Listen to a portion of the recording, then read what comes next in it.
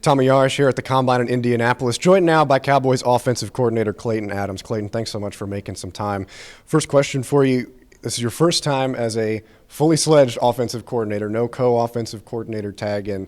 What does that mean for you in terms of how you approach the Combine and what you're being able to contribute? And how did your time in Arizona and other stops before that help mold you into this process and what you can bring to the table?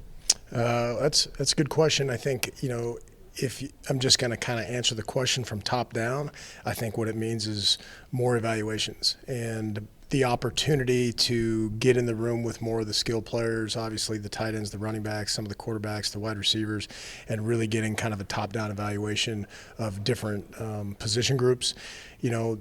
Going from being an assistant O-line coach to being a tight end coach to then being the O-line coach has kind of been really a step up in responsibility in regards to the evaluation process, each time that I've done that. So this is just another one of those opportunities where, you may really get down in the weeds with one position when you're specifically responsible for that position.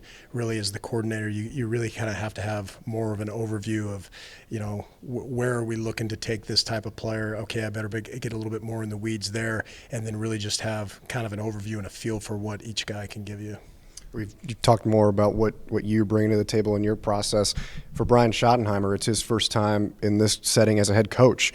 As you've worked with him here in the early days of the Combine process, what have you noticed about him leading this process for you as the head coach of the Cowboys and how he kind of commands the room and leads this process going forward?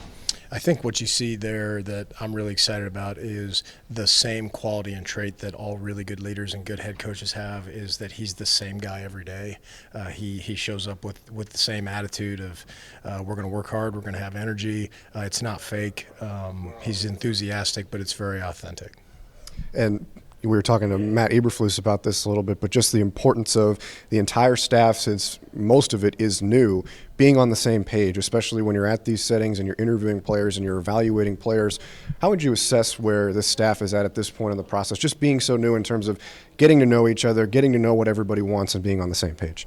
I think the number one thing that you've got to do in order to get that right is that you've got to be pretty deliberate and pretty specific about what you're looking for in regards to hiring the staff, and that starts, once the head coach hires the coordinators down to all the way to the quality control guys, and then we've been able to spend a lot of time in the same room the last several weeks just kind of discussing these things and prioritizing what we want and prioritizing what we're looking for, and also talking about what are the pieces of the puzzle and the evaluation process in regards to getting that.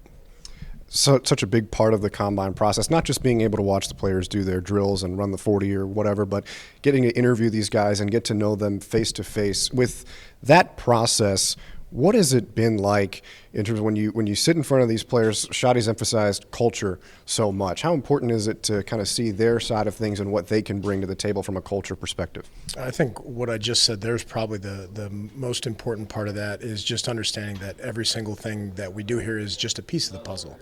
So you may interview a guy and go, you know what, I didn't love the way that scheme came out, or I thought that was really, really well the way that scheme came out. Also, keeping in the back of our mind that they're working really hard on it, or maybe that's not the most important thing for that position and what they're going to try to bring to our offense. So taking everything as just a piece of the puzzle rather than overreacting to one part of it, in my opinion, in my experience, has been really important. And I know this is a question that I'm sure you've gotten plenty of times, and most coordinators do, but every time you think about draft interviews, there's always something that stands out, or someone that stands out, maybe something that was said that stands out. When you think back to your time as you've been at the Combine in your career, is there something that stood out to you over the years in terms of something that was said in a Combine interview, and why?